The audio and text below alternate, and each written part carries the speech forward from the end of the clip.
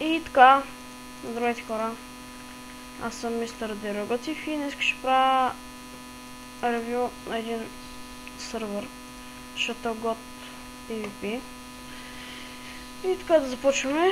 Тук се пише за връзка с главните, ето го скайпа, и ако искате да направите кандидатура, отивайте на Warp кандидатури.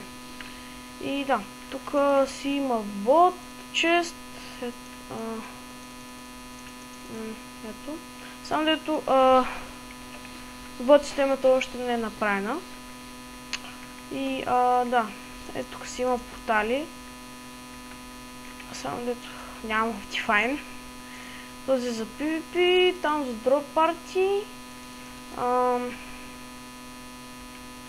Този е май за шопа и този за Survival. Да, сега да преминем с първия Warp. Warp Clownfish.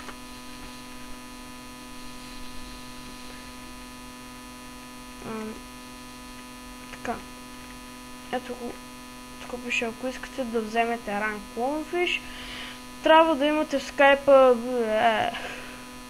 или 1000 абоната и да спамите с Clownfish сервера в скайпа и да вкарате поне 1015 човека повече.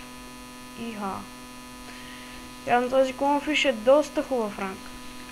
Добре, Warp Creators вече го показах. Warp Drop Party. Опа, Warp Drop Event, моя грешка.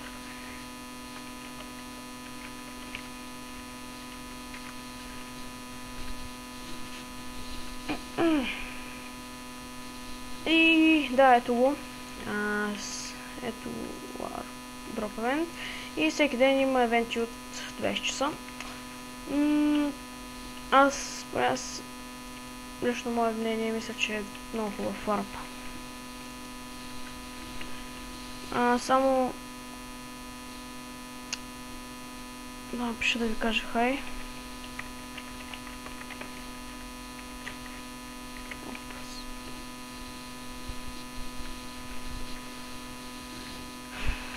Хай, бъба.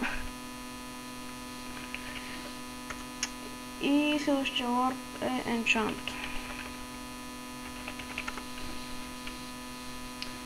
Ако не стигне време за купа, ще го направя на 2 части.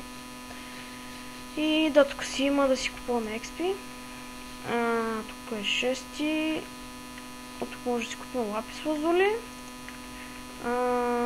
Тук е 18. Тук има някакъв лович, трябва да е 21. 24 и 30 левел. Следващия Warp е End.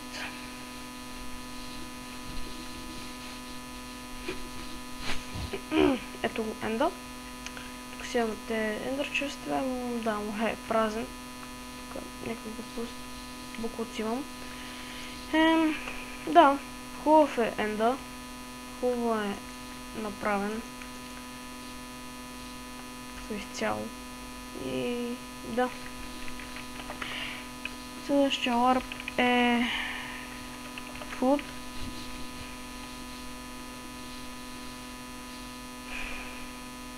Ето го фуда, тук си тръпте и да. Опс.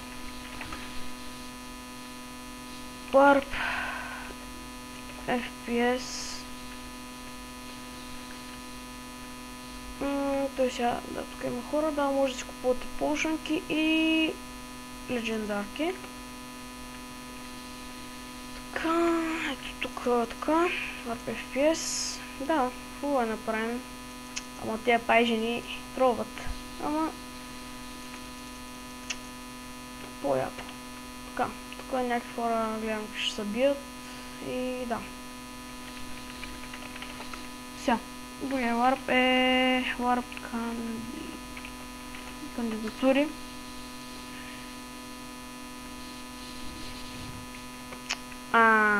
Ето го. Тук пише как да пуснете кандидатури. Вземете книги и напишете име, години и с какво бихте помогнали на сървъра. И да, тук си взимате една книга. И после се връщайте. Ако я вкарвате тук, ако има много хора, направо взете ето тук, на другата. Или, да, ето там. Следващия ларп е Leaves. Опс.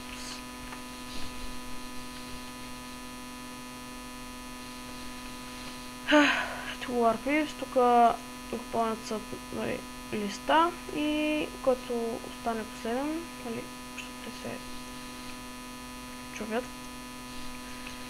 Който стане последен, печели, но също не знам какво. Warp Nether.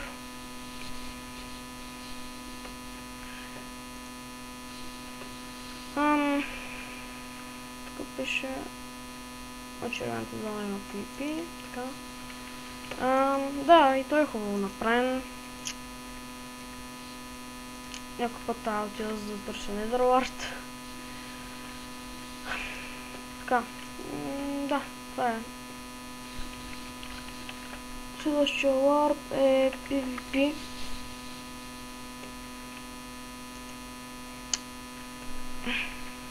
Ето ларп PvP. Скочиш долу за PvP и да, там долу има PvP. Но спокойно няма да умрете. Ако скочите. Така. Следващия ларп е Let's Help.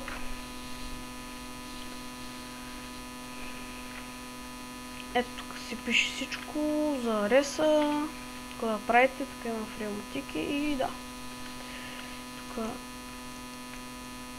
така.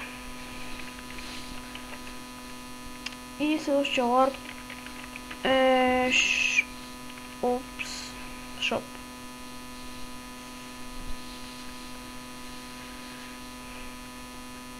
Така, ето тук има армори, такива работи, глупости.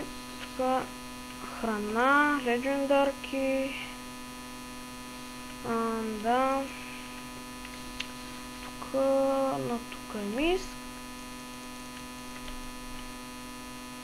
И тук е редстоун. Тук да. Следващия ларп е SMS.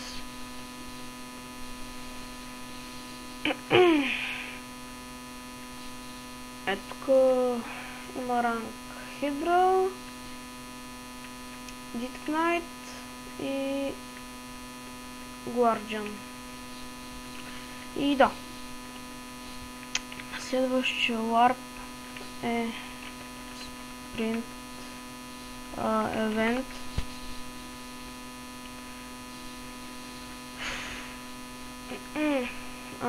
Ето го всеки ден от 20 часа.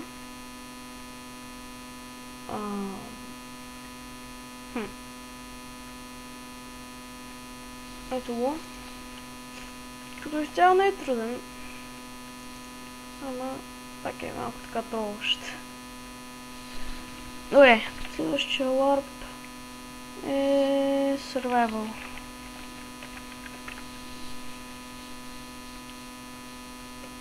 Само да стигнем до там. Ето го. Ето тук всеки ден си имате един трезор чест, като той е kit user. Ето. Има kit user. И да. Тук направо тръгвате, взимате си матичката, правите си някъде рез и готово. И най-крайния крайния ларп е ютубър. И да, на него си пише всичко. Ето ранк ютубър трябва да имате 200 абоната и 150 гледания на ревюто до 3 дена, след като съберете нужните гледания и абонати, пратете линк на Skype topstar.bg/fan и командите Pioneer, Feed, Fix, Head, Invaси и кетовете кои викинг, файтър и самурай. На седмица качвайте 3 клипа, за да си запазите ранка и ютубър. Така. И да. Аре, бъба.